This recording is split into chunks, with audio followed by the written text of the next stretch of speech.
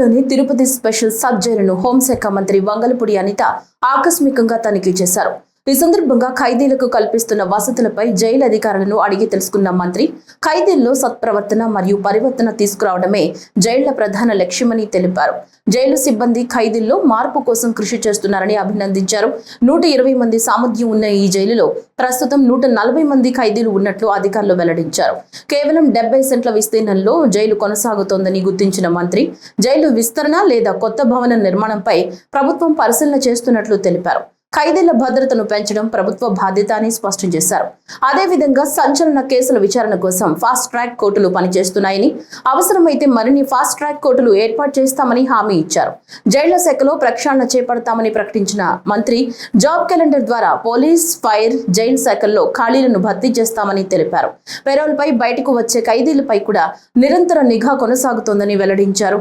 తిరుపతిలో గంజాయి విక్రయాల వెనుక ఎవరున్నా కఠిన చర్యలు తీసుకుంటామని హోంశాఖ మంత్రి వంగలపూడి అనిత హెచ్చరించారు. 140 మెంబర్స్ ఉన్నారు, కెపాసిటీ ఆఫ్ 120, బట్ 140 మెంబర్స్ ఈరోజు ఇక్కడ ఉండటం, అందులోనే మనకి లేడీ ప్రిజనర్స్ కొంతమంది ఇక్కడ కూడా ఉండడం జరిగింది.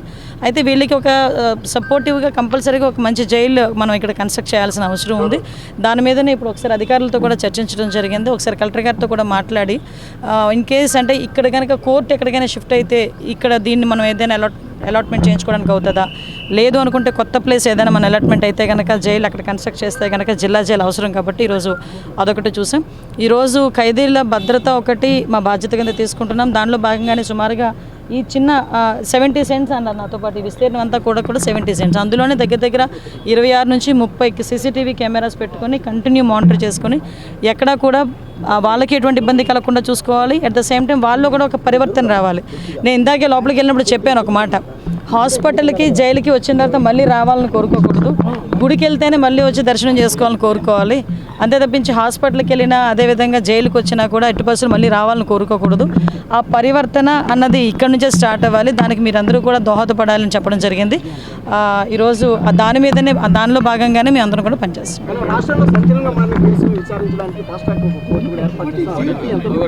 యాక్చువల్గా ఇప్పుడు ఏదైనా సంచలనమైన కేసులు ఉన్నాయనుకోండి, దానికి ఆల్రెడీ ఫాస్ట్ ట్రాక్ కోర్ట్స్ ఉన్నాయి, ఆ కోర్టులు నడుస్తున్నాయి, ఆ కోర్టులో ఎక్కడ ఇబ్బంది లేదు. ఇన్ కేసు అంతకు మించి ఏదైనా ఉన్నాయనుకున్నా కూడా కొత్త స్పెషల్ కోర్టులు ఏర్పాటు చేయడానికి గవర్నమెంట్ సిద్ధంగా ఉంది. జైలు మీద అవగాహన తెలిపించే విధంగా కూడా తెలంగాణలో ఒక సిస్టమ్ తీసుకొచ్చారు. ఆ విధంగా కూడా ఏపీలో కూడా ఏమన్నా తీసుకొచ్చారు అంటే 500 రూపాయలు కట్టి జైల్లో అక్కడ ఉన్నటువంటి వాటిని వివరించే దిశగా కూడా ఇటు తెలంగాణ. యాక్చువల్గా మీకు విషయం ఏంటంటే జైల్స్ అనేవి ఏంటంటే ఒక పరివర్తనకి రావడానికి ఒక మెయిన్ ప్లేసెస్ అండి. అందులోనే మీరు అబ్జర్వ్ చేసుకుంటే పోలీస్ డిపార్ట్మెంట్, జైలు సిబ్బంది రెండు కూడా వేరేగా ఉంటారు.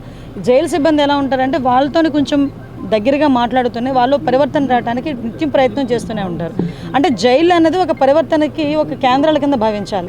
అదర్ సేమ్ టైం బయటకు వచ్చిన తర్వాత కూడా మళ్ళీ తిరిగి వెళ్ళకూడదు అన్న కాన్సెప్ట్లో ఉండాలి. దాని మీదనే పెరోల్ ఒకవేళ ఇచ్చి బయటకు వచ్చిన తర్వాత కూడా వాళ్ళ మీద మానిటర్, కానీ బెయిల్ మీద బయటకు వచ్చే వాళ్ళ హ్యాబిచువల్ అవ్వకుండా వాళ్ళ మీద మానిటర్ కూడా ఈరోజు మేము చేపడుతున్నాం.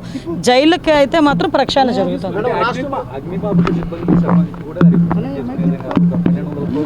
అన్నిటికీ ఇప్పుడు జాబ్ క్యాలెండర్ పెట్టాం కదండి, ఇప్పటి వరకు అవన్నీ రిక్రూట్మెంట్ అంతా కూడా ఇప్పుడు జరుగుతుంది. గౌరవ నారా లోకేష్ గారు ఆ రోజు ఆదేశాలు ఇచ్చారు, మనం అందరికీ కూడా ఇన్ఫర్మేషన్ ఇచ్చారు. ఆ జాబ్ క్యాలెండర్లో భాగంగానే డిపార్ట్మెంట్, పోలీస్ డిపార్ట్మెంట్, అదేవిధంగా జైల్ శాఖని, ఫైర్ డిపార్ట్మెంట్, ఈ మూడిట్లో కూడా రిక్రూట్మెంట్ అనేది జరుగుతుంది. ప్రధానంగా ఒక సమస్య సుదూర ప్రాంతాల నుంచి హైవేలు మేడం, తిరుపతి కావచ్చు, చెన్నై కావచ్చు, అంటే ఇక్కడ ఎక్కడ కూడా 5 స్టేషన్స్ అనేది లేవు మేడం. అక్కడ ఏదైనా ఒక ప్రమాదం జరిగితే తిరుపతి నుంచి వెళ్ళాల్సినటువంటి పరిస్థితి ఉంది మేడం. లేదు, దానికి సంబంధించి మొన్ననే రీసెంట్గా నేను ఫైర్ డిపార్ట్మెంట్ వాళ్ళతో కూడా ఒక రివ్యూ చేయడం జరిగింది. ప్రెజెన్స్ డిపార్ట్మెంట్, ఫైర్ డిపార్ట్మెంట్ రెండింటితో కూడా. అందులో ఇలాంటి సిచ్యువేషన్స్ ఉన్న వాళ్ళ దగ్గర ఒక అవుట్ పోస్ట్ పెట్టి అక్కడ ఫైర్ ఇంజన్స్ పెడుతున్నాం. ఏమంటే మీరు నమ్ముతారా, లాస్ట్ 5 సంవత్సరాల్లో ఒక్క ఫైర్ ఇంజన్ కూడా కొన్న పాపాన పోలే. కానీ మేము వచ్చిన తర్వాత 270 కోట్ల రూపాయలు పెట్టి ఒక్క ఫైర్ డిపార్ట్మెంట్లోనే ఈ ఫైర్ టెండర్స్ కానీ, ఆ ఎక్విప్మెంట్ కానీ అన్నీ కూడా మేము పర్చేస్ చేసుకుంటున్నాం. మొన్న మొదటి విడతలో భాగంగా వచ్చిన ఫైర్ ఇంజన్స్ అని గౌరవ ముఖ్యమంత్రి గారే ప్రారంభం చేశారు. కాబట్టి ఎక్కడా కూడా ఫైర్ ఇంజన్స్ కానీ, ఫైర్ టెండర్ వెహికల్స్ కానీ లేవు అనడానికి లేదు. అవుట్ పోస్టులు పెట్టైనా జనాలకు ఇబ్బంది లేకుండా చూసుకునే బాధ్యత అయితే తీసుకుంటాం. Thank you.